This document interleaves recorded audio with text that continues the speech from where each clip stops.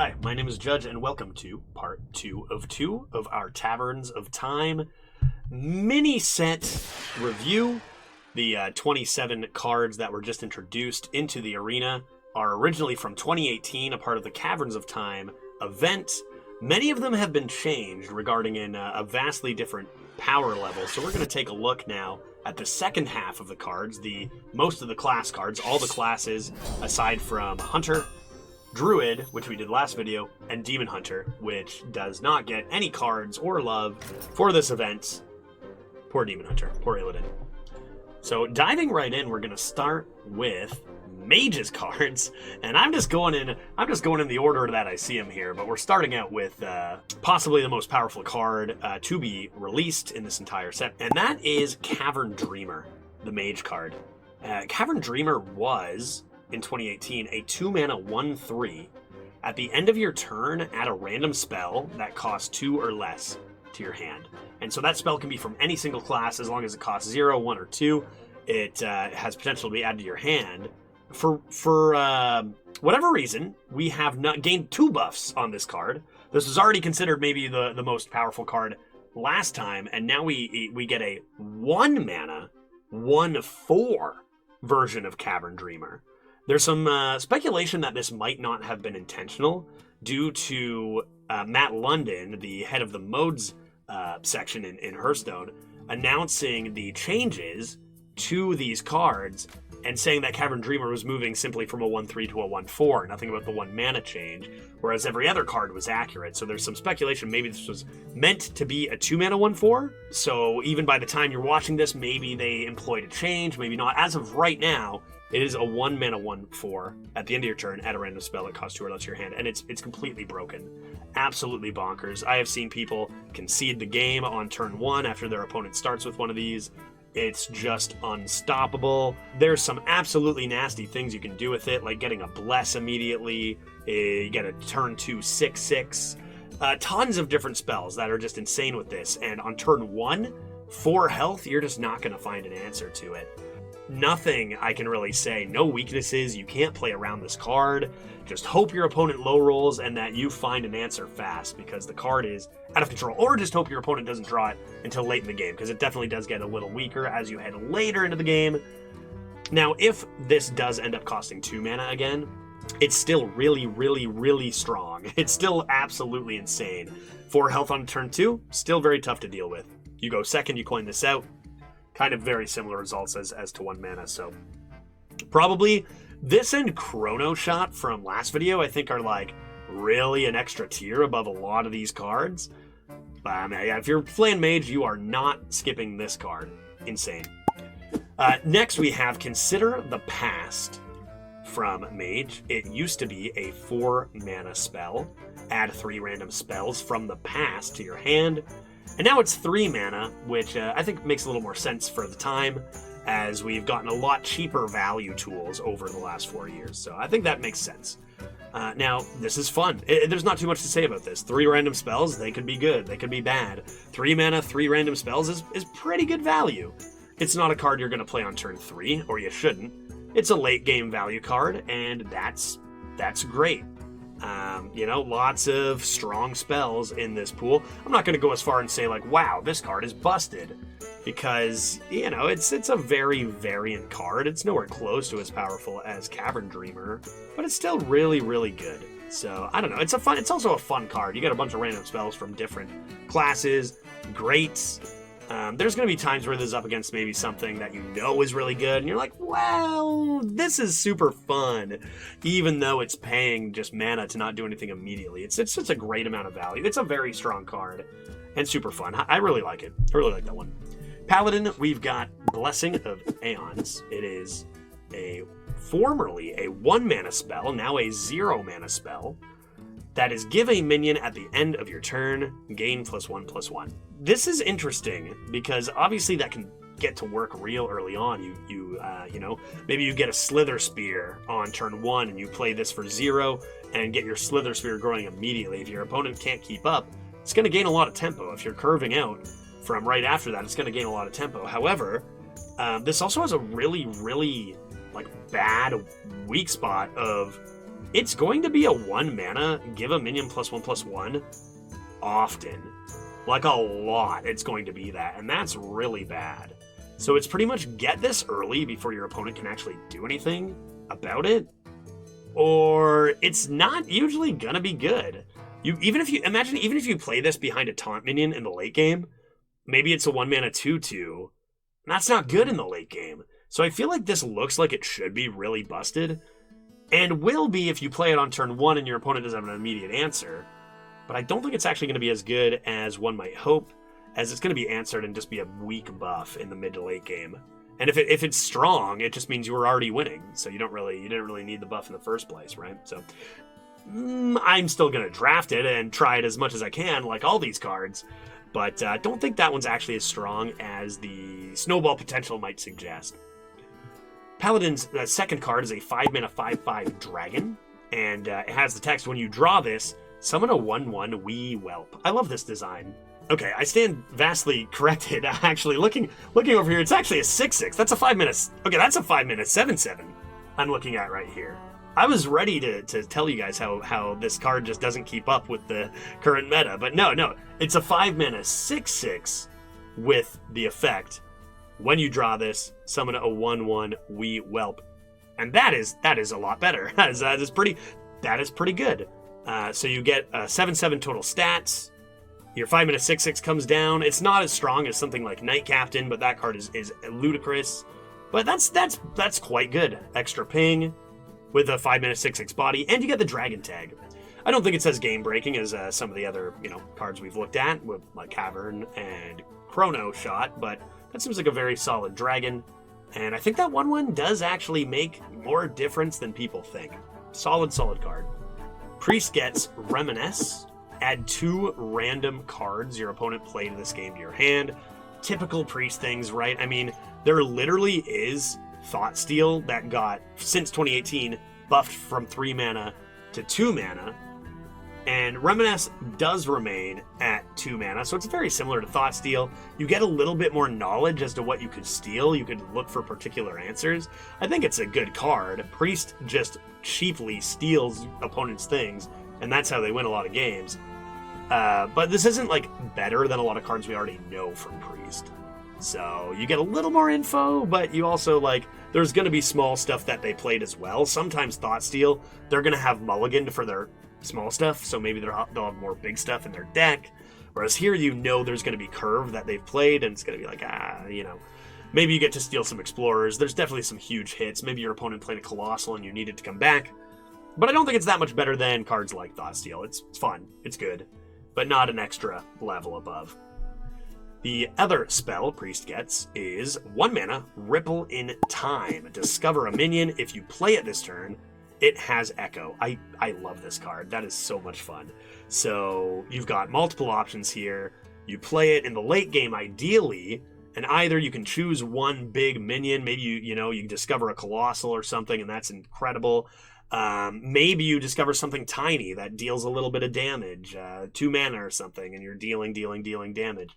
Maybe you just need 3 3s on the board. So versatile, provided a little bit of luck in the discover. I think this is super, super fun, and anything that says discover on it and costs 1 or 0 mana is definitely worth looking into, especially in this meta. So I think that's a very strong card. I think that's probably stronger than Reminisce. Both of those seem quite good, but I think Ripple of Time, at least in the fun factor, outshines Reminisce for me. Really, really good card. Not one I'm likely to turn down. Next up, we move over to Rogue, which has formerly a 1 mana spell called Deja Vu, and it is discover a copy of a spell you played this game. So you have a great knowledge of what spells you have in your deck before you draft this. I should mention, formerly 1 mana. It is now 0 mana, so no cost whatsoever. You just get another copy of a spell you already played. Could be another coin, At worst, it's a counterfeit coin, no problem. I really, really like this. Making it 0 mana seemed scary to me, because you could get infinite Deja Vus, as you could discover Deja Vu into Deja Vu, and what kind of things can you do with that? I'm trying to think of cards that buff when you cast a spell, and I'm not sure that any are actually in the meta right now, which is interesting. There is Gadget Sand Auctioneer. That could be funny. Just draw a ton of cards. 0 mana, draw 8 cards. That could be good. So there's some interesting possibilities. Regardless, I think it's just a nice, again, 0 mana cards. Rogue loves 0 mana cards for comboing other stuff. You could discover your spell, not even play it that turn, get it with a combo. 0 mana spells are great, and this seems like a really, really strong one, in my opinion, provided at least you have a good spell or two. Next up, we have Thief of Futures, formerly a 4 mana 4/3 rogue card, now a 3 mana 4/3, so much better on curve than it used to be. And it's got Battle Cry, add a copy of the top card of your opponent's deck to your hand. So extremely similar to the Lobotomizer. We see this effect with the Lobotomizer. That card's very strong. I would say at a 4 mana 4/3, this is maybe getting a little slow for the meta. 3 mana 4/3, little bit of value, kind of a little bit of information, but yeah, maybe for the late game. It's great. It's a great card. Great, fine stats for on curve with a great effect. So, and it fits the theme of Rogue very, very well. Big fan of Thief of Futures as well. Okay. Shaman, we get into some back into some pretty nutty territory yet again, and the first one is going to be a 6 mana 5/7 minion, formerly, now a 6 mana 5/8 minion. And that is Master of Realities, which has the text, after you summon a minion, transform it into a random minion that costs 2 more. And there's the argument, you know what, it's random, so you could low roll. It's not always going to be amazing. And I think that's kind of not, I don't know, it's kind of unlikely that that's the case. You play this, and then you just come into a couple minions, and you'll just watch your board explode most of the time. If you've got a couple ones to back this up, if Firefly's in the meta, it's not in now, but that kind of stuff can just take off completely, right? I mean, if you find a way to get this with Rogue and you get your Flybooter, that's absolutely insane, like game-winning amount of tempo. And I think often this is at least just insanely good. And at best, you just won because you played so many stats, as long as your opponent doesn't colossal you. Crazy, crazy card. It even gets an extra health for a little more survivability. Absolutely nuts. Absolutely nuts. Next for Shaman is a 4 mana 3/5 Stasis Elemental. Battlecry, freeze a minion until this leaves the battlefield. And this remains a 4 mana 3/5 Elemental, same as before. And it's great. I mean, that's a solid card. It's weird because a 4 mana 3/5, you would think this needs a buff to stay competitive in this meta, but that is a nasty effect, right? That's a nasty effect. The thing is, the attack isn't great, but 5 health on 4 mana is completely fine. You play this on curve, and you just completely dominate the early mid-game to mid-game tempo game, which is great. So I think this card is great. Nowhere near as good as Master of Realities, but I think this card is probably going to be underrated by a lot of people just due to its stats, because the stats are not impressive. But the effect, getting to dictate what trades you're going to be making after this comes down, forcing your opponent to trade into this instead of maybe a better target, it's going to be awkward for them with tempo, which is very, very important. So really, really solid freeze. Maybe just a step down from, all these completely busted cards that we've seen in Chrono Shot and in Caverns of Time and in Cavern Dreamer. Not quite as good as those or anything, but I think it's still, very good for this set. We've got Warlock cards, 2 of them. First up, we have a 4 mana spell, Grasp the Future, draw 2 cards. They cost 2 less. So the idea is this kind of is like a 0 mana draw 2 with the mana you're saving, but you do have to pay that 4 mana up front. Maybe you don't get 4 mana worth of tempo because they're bigger cards, but then maybe that's good because you're slamming a huge threat on turn 5 or 6 that your opponent can handle. I think that this is a very deck-dependent card where certain decks, it's going to be completely unnecessary because you're Zoo, and then in certain decks, you're going to have some control tools, and this will be great. The thing about Warlock is it usually doesn't value draw as highly as other classes because that's the strength of its hero power. So cards that normally might be great in another class for card draw aren't really good in Warlock or completely unnecessary in Warlock. I think this one, if I'm running a Zoo deck, maybe I do want some extra draw. I'm usually just tapping. I feel like this probably isn't super, super insane in a zoo deck, but if you're drafting some thicker stuff and you've got a couple pieces of AoE, I think this card could be very good. A little bit of cycle, a little bit of mana discount, maybe a little bit of cheating some big guys out early. Next up, we have a 7-mana 5/5 dragon, is how this card was printed. I believe it is now a 7-mana 7/7. Why not give it +2/+2? Why more stats? 7-mana 7/7 Rift Warden. Battle Cry, discard a random minion, Death Rattle, summon it. So when I first saw this card, I thought it was discard a random card, and if it was a minion, then you summon it. But this always hits a minion, meaning you can control your discards a lot more easily, and you always get more than a 7-mana 7/7 worth of stats. So I think this card is quite strong. Now, it doesn't have taunt. It's a little slow when it comes out. If you hit a 2/3 out of your hand, it's not actually that good for 7 mana in this day and age. So I think you're really hoping to try to tutor this effect a little bit.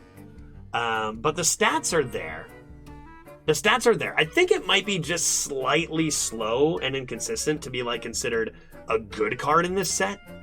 But the effect can be huge, right? And often you have the time to set this up to be good because you're tempoing all your small stuff before this comes down. And if you have an 8, super. Definitely a synergistic card. You're going to be picking it in certain decks.